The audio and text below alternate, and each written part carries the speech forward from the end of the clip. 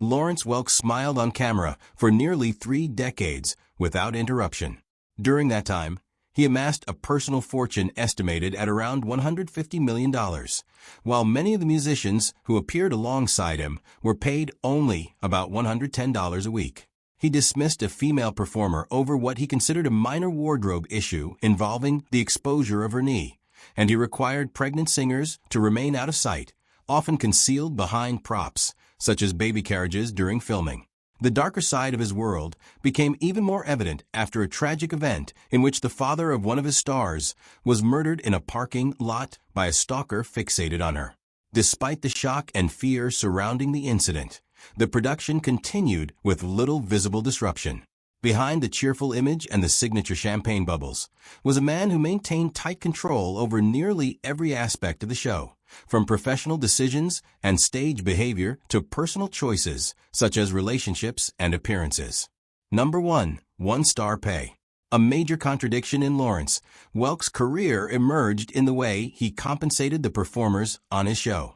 Every musician and entertainer who appeared on the Lawrence Welk Show was paid according to union scale, which meant they received the minimum rate allowed, regardless of how popular they became or how central their role was to the program. There were no exclusive contracts, no meaningful assurances of long-term stability, and any performer could be replaced at any time without prior notice. Welk also discouraged his cast members from seeking agents or managers, explaining that outside representation would only complicate negotiations. As a result, most performers remained quiet and accepted the terms they were given without challenge. The actual earnings highlight how limited the system was. Kathy Lennon of the Lennon Sisters explained that the group remained on group scale for 10 years, during which they earned only $110 per week. Eventually, they were moved up to solo scale, increasing their weekly pay to $210, but this remained the ceiling of their compensation. When the sisters requested double scale, an amount still modest considering their weekly audience of approximately 30 million viewers, Welk refused their request. He made it clear that, in his view, no act deserved to be paid above scale. Peggy Lennon later admitted that despite decades of national exposure, the sisters had not accumulated significant financial savings. Meanwhile, Welk himself was steadily expanding his financial empire. By 1970, he owned 16 music publishing companies and held the copyrights to 4,600 songs, including the complete Jerome Kern catalog, which he purchased for $3.2 million. He also developed the 21-story Lawrence Welk Plaza in Santa Monica, which at the time was the tallest building in the city, and later sold it in 1987 for $73 million. In addition, he established a 1,000-acre resort near Escondido that became one of Southern California's most popular destinations after Disneyland, attracting roughly 40,000 visitors each month. Over time, his publishing holdings grew even further, eventually encompassing 27,000 copyrights from more than 100 companies. That catalog alone was sold for $25 million in 1988. Years after his passing, his family sold the resort properties for approximately $430 million. When Welk died in 1992, his personal net worth was estimated at around $150 million. He defended his approach by arguing that appearing on national television provided performers with valuable exposure that could lead to concert engagements and recording opportunities. Many performers remained with the show for extended periods, with the average tenure lasting about 9 seasons. Nevertheless, the disparity between Welk's earnings and those of his performers remained striking and difficult to overlook. Number 2. Champagne Lady. Alice Lawn became the original Champagne Lady in 1955 after successfully winning a nationwide audition. She brought energy, confidence, and charm to the role, quickly becoming a favorite among viewers. For 4 years, she stood as one of the most recognizable figures on the program.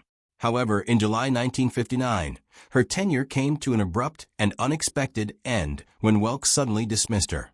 The reason behind her dismissal was surprisingly trivial. During one performance, she sat on a desk and crossed her legs, revealing what she later described as only a small portion of her knee. Welk interpreted the moment as inappropriate and stated that such displays, which he referred to as cheesecake, had no place on his show. Lawrence, however, found the decision difficult to understand, explaining that she had simply sat in a natural and ordinary manner. Even by the modest standards of the time, her attire was considered conservative. The public response was immediate and strong. Thousands of viewers sent letters urging Welk to bring her back. Although he eventually extended an offer for her to return, Lawrence had already decided not to accept it. She had previously been seeking improved compensation and more modern musical selections, factors that also influenced her decision to move on. Although she and Welk later reconciled on a personal level, they never worked together again. Lawrence continued her career elsewhere and recorded an album, but she never regained the same level of prominence. She passed away in Dallas in 1981 at the age of 54. This incident illustrated the extent of Welk's control over all aspects of the show, including wardrobe, presentation, and behavior. Norma Zimmer replaced Lawrence on New Year's Eve in 1960. Initially, she was informed that the position would be temporary until another singer could be found, but she ultimately remained with the program for 22 years. Her steady and understated presence aligned well with Welk's preferences, and performers who adapted to his expectations often enjoyed longer tenures. Number 3. Dark Tragedy. One of the most unsettling events connected to the show stemmed from the sudden fame of the Lennon sisters.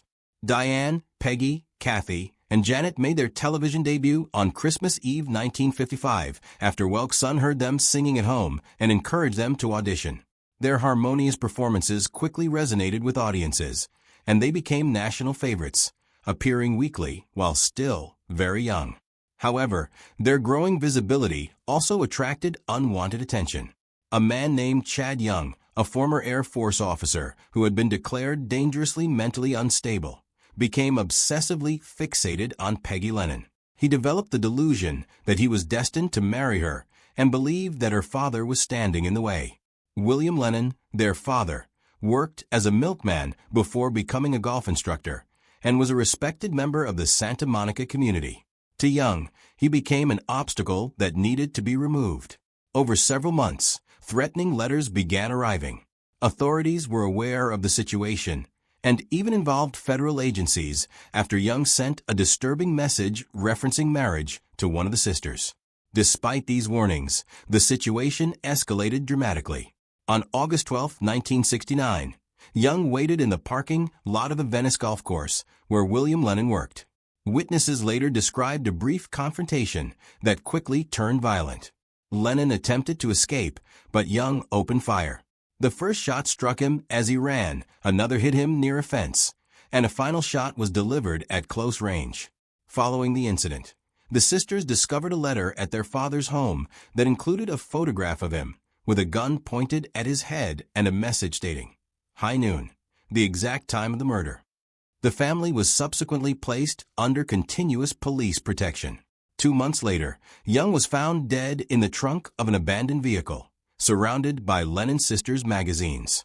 He had taken his own life and left behind a note describing how he had waited for hours before committing the act. The tragedy deeply affected the family and altered their professional direction. They had recently begun filming their own television program, but after the incident, future episodes were recorded under closed conditions, and the series lasted only a short time. Welk reportedly felt a personal sense of responsibility, believing that the exposure provided by his show had contributed to their fame and, indirectly, to the dangers they faced. Number 4. Strict rules. Lawrence Welk's personal beliefs shaped the environment of his show in ways that extended far beyond musical performance. As a devout Catholic who attended Mass daily, he expected those around him to adhere to similar moral standards. This perspective often influenced private matters and occasionally led to uncomfortable or restrictive situations. When the Lennon sisters began having children, Welk attempted to conceal their pregnancies from viewers. On stage, they were strategically positioned behind props such as fences, counters, or baby carriages that obscured the camera's view. Instead of embracing family milestones, the show treated pregnancy as something to be hidden from public sight. At one point, Welk reportedly admonished the sisters for appearing too visibly pregnant and even criticized their swimwear during a poolside segment. Number 5. Lone Dancer. Arthur Duncan joined the show in 1964 and became its only black regular performer.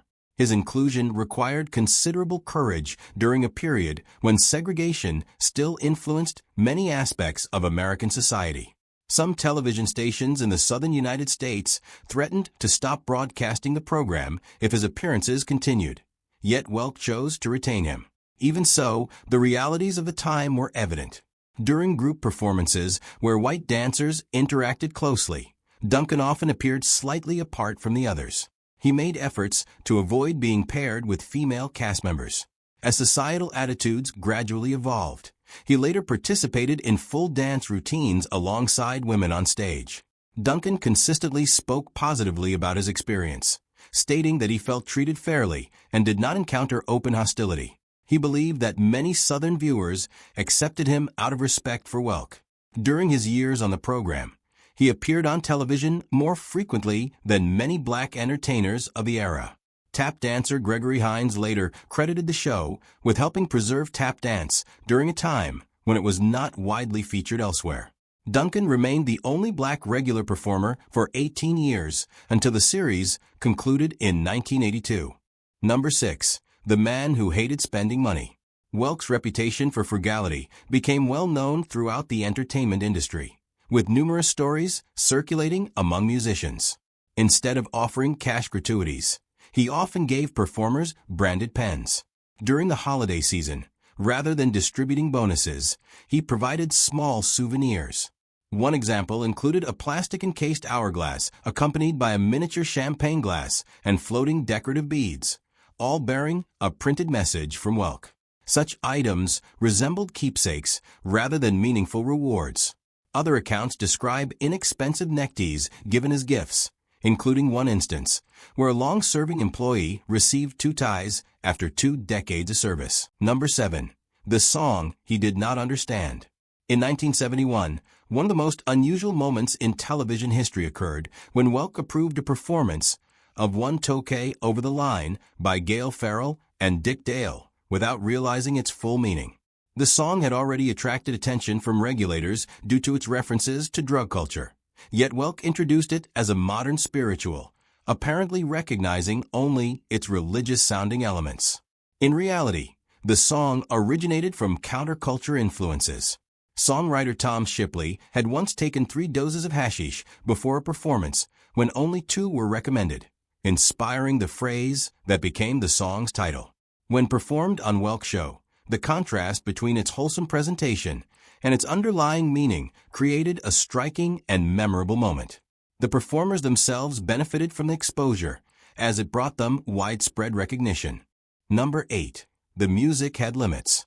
Clarinetist Pete Fountain departed the show in 1959, summarizing his experience with the remark that champagne and bourbon do not mix.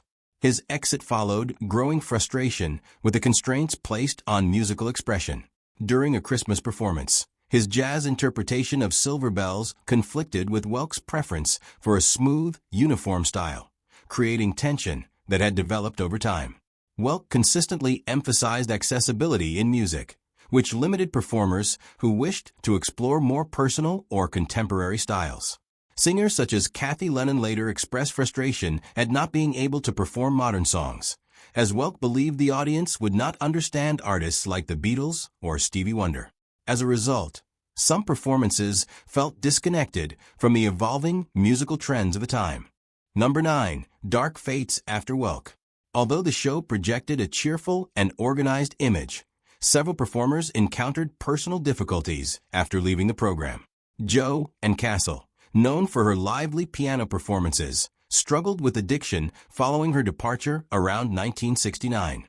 In 1978, her fiancé was accused of misconduct involving her child, and she became involved in efforts to defend him, which later resulted in legal consequences.